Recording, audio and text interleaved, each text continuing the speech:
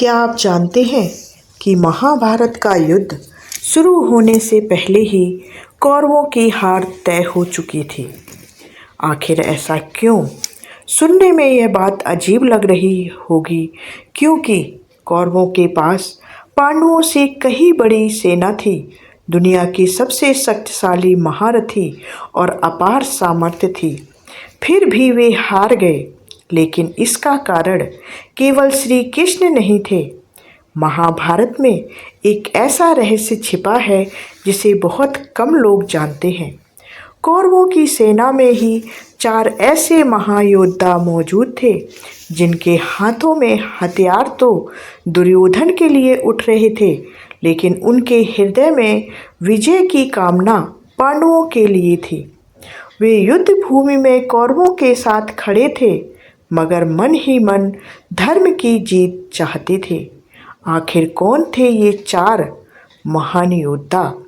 क्यों वे अपने ही पक्ष की हार चाहते थे और कैसे उनकी छिपी हुई भावना ने महाभारत के सबसे बड़े युद्ध का परिणाम बदल दिया? आइए जानते हैं महाभारत का वह चौंकाने वाला रहस्य जिसने कौरवों की हार और पांडवों की जीत की नींव रखी। तो उसके लिए वीडियो को अंत तक जरूर देखिएगा। वीडियो को लाइक कीजिए और शेयर कीजिए और चैनल को सब्सक्राइब कर लीजिए, क्योंकि हम ऐसे ही रहस्य आपके लिए लेकर आते हैं। तो चलिए सबसे पहले आते हैं भीष्म पितामह। महाभारत में यदि किसी व्यक्ति को त्याग, बलिदान और प्रतिज्ञा का प्रतीक कहा जाए तो वह भीष्म पितामह है। उनका वास्तविक नाम देवव्रत था। वे राजा शांतनु और माता गंगा के पुत्र थे।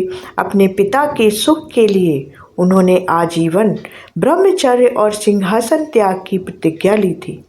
उनकी इसी भीषण प्रतिज्ञा के कारण उन्हें भीष्म कहा गया। महाभारत युद्ध के समय भीष्म पितामह कौरव सेना के प्रथम सेनापति बने। उनकी युद्ध क्षमता इतनी अद्भुत थी कि देवता भी उनका सामना करने से डरते थे। उन्हें इच्छा मृत्यु का वरदान प्राप्त था। वे जब तक स्वयं ना चाहें, मृत्यु उन्हें छू भी नहीं सकती थी। युद्ध के पहले 10 दिनों तक उन्होंने पांडव सेना में भारी विनाश मचाया हुआ था। हजारों योद्धा उनके बाणों से धराशायी हो गए। ऐसा प्रतीत होने लगा कि यदि भीष्म इसी प्रकार लड़ते रहे तो पांडवों की हार निश्चित है। लेकिन यही एक बड़ा रहस्य छिपा था। भीष्म जानते थे कि धर्म पांडवों के पक्ष में है। वे जानते थे कि दुर्योधन ने अन्याय किया है। वे द्रौपदी के अपमान से भी दुखी थे और पांडवों के साथ हुए छल को भी गलत मानते थे। जब श्री कृष्ण ने अर्जुन से कहा कि भीष्म को युद्ध से हटाए बिना विजय संभव नहीं है, तब अर्जुन सहित सभी पांडव भीष्म के पास पहुँचे। उन्होंने पूछा कि आपको कैसे पराजित किया जा सकता है। यहाँ एक आश्चर्यजनक घटना हुई। भीष्म ने स्वयं अपनी कमजोरी बता दी।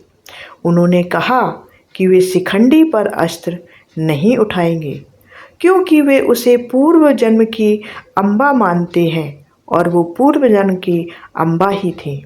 सोचिए, यदि कोई योद्धा वास्तव में अपने पक्ष की विजय चाहता हो तो क्या वह अपने शत्रु को अपनी सबसे बड़ी कमजोरी बता देगा? नहीं, वो बिल्कुल भी ऐसा नहीं करेगा। लेकिन भीष्म ने ऐसा इसलिए किया क्योंकि वे धर्म की विजय चाहते थे। वे अपनी प्रतिज्ञा के कारण कौरवों की ओर से लड़ रहे थे, लेकिन उनका हृदय पांडवों के साथ था। 10वें दिन अर्जुन ने शिखंडी को आगे रखकर भीष्म पर बाणों की वर्षा की। भीष्म पितामह सरसैया पर गिर पड़े और कौरव सेना का सबसे बड़ा स्तंभ युद्ध से बाहर हो गया। दूसरे योद्धा थे मद्र देश के राजा शल्य। शल्य नकुल और सहदेव के मामा थे। स्वाभाविक रूप से वे पांडवों की ओर से युद्ध करना चाहते थे, लेकिन दुर्योधन ने चालाकी से उनका स्वागत किया और उन्हें भ्रमित करके अपनी ओर से युद्ध करने का वचन ले लिया। जब शल्य को सच्चाई पता चली तब वे बहुत दुखी हुए, लेकिन क्षत्रिय धर्म के कारण अपना वचन नहीं तोड़ सके। उन्होंने युद्ध में कौरवों का साथ तो दिया, लेकिन उनका मन कभी भी दुर्योधन के साथ नहीं था। युद्ध के अंतिम दिनों में दुर्योधन ने शल्य को कर्ण का सारथी बना दिया।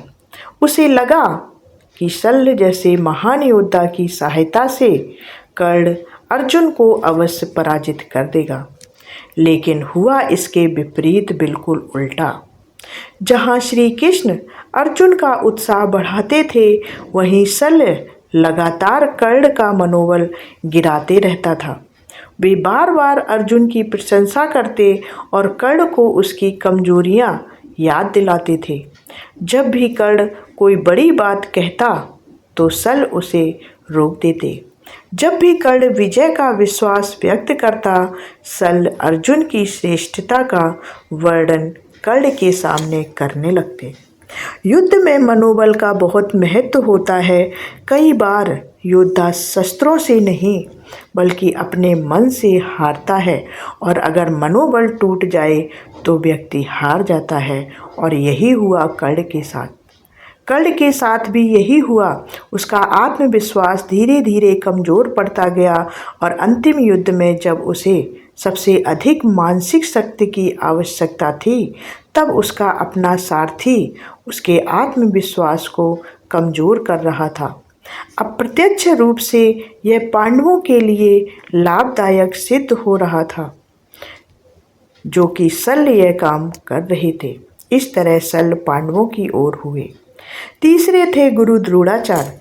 द्रोणाचार्य केवल एक योद्धा नहीं थे, बल्कि वे उस युग के सबसे महान गुरु थे।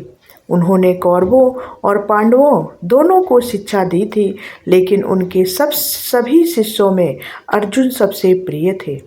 द्रोणाचार्य ने अर्जुन को संसार का सर्वश्रेष्ठ धनुर्धर बनाने का वचन दिया था। उन्होंने अर्जुन की प्रतिभा को पहचाना और उसे विशेष प्रशिक्षण दिया। जब महाभारत का युद्ध प्रारंभ हुआ, तब द्रोणाचार्य एक कठिन परिस्थिति में थे। एक ओर उनके प्रिय शिष्य पांडव थे और दूसरी ओर उनका राजधर्म था। वे हस्तिनापुर के राजगुरु थे। उनका कर्तव्य सिंहासन की रक्षा करना था। इसी कारण वे कौरवों की ओर से युद्ध में उतरे, लेकिन वे जानते थे कि सत्य और धर्म पांडवों के साथ है। युद्ध के दौरान कई बार उन्होंने पांडवों को बच निकलने का अवसर दिया। वे अपनी पूरी शक्ति का प्रयोग करते हुए भी मन से पूरी तरह युद्ध में नहीं उतर सके।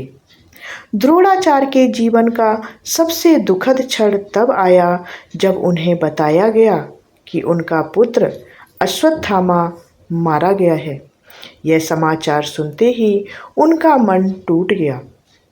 उन्होंने अपने शस्त्र त्याग दिए और ध्यान में बैठ गए।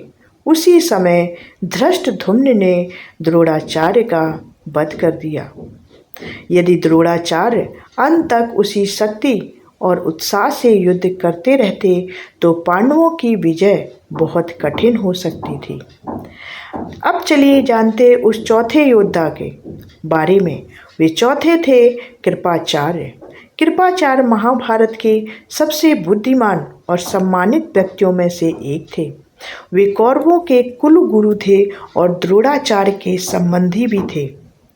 वे उन कुछ योद्धाओं में शामिल थे जो पूरे युद्ध के बाद जीवित बचे।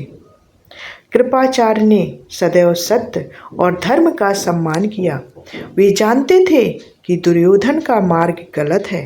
वे यह भी जानते थे कि पांडवों के साथ अन्याय हुआ है। कर्ण की मृत्यु के बाद कृपाचार्य ने दुर्योधन को बहुत समझाया कि अब भी समय है, मान जाओ, पांडवों से संधि कर लो और युद्ध को रोक दो। लेकिन दुर्योधन का अहंकार इतना बढ़ गया था कि उसने उनकी बात नहीं मानी। कृपाचार्य समझ चुके थे कि अब कौरवों की हार निश्चित है। वे कौरवों की ओर से युद्ध लड़ते रहे क्योंकि यही उनका कर्तव्य था, लेकिन वे मन ही मन जानते थे कि विजय धर्म की ही होगी। यही वह रहस्य था जिसने कौरवों की विशाल सेना को भीतर से कमजोर कर दिया। बाहर से अजेय दिखने वाली सेना के कई प्रमुख स्तंभ मन ही मन उनके साथ नहीं थे। दूसरी ओर पांडवों के पास श्री कृष्ण का मार्गदर्शन, धर्म का बल और सत्य का साथ था। शायद यही कारण था कि संख्या में कम होने के बावजूद अंततः विजय पांडवों की हुई और महाभारत ने संसार को यह संदेश दिया कि जब धर्म और अधर्म का संघर्ष होता है तो अंत में जीत हमेशा धर्म की ही होती है। अगर आपको महाभारत के ऐसे ही रहस्यमय और रोचक तथ्य जानना पसंद है तो वीडियो को लाइक ज़रूर करें। कमेंट में बताएं कि इन चारों योद्धाओं में आपको सबसे अधिक प्रभावशाली योद्धा कौन लगा। और ऐसी ही सनातन धर्म, रामायण तथा महाभारत से जुड़े अद्भुत रहस्यों के लिए हमारे चैनल को सब्सक्राइब जरूर कर लें और जानकारी को अपने दोस्तों और परिवार के लोगों के साथ शेयर जरूर करें। मिलते हैं अगले वीडियो में, तब तक के लिए जय श्री कृष्णा, जय श्री कृष्णा। धन्यवाद।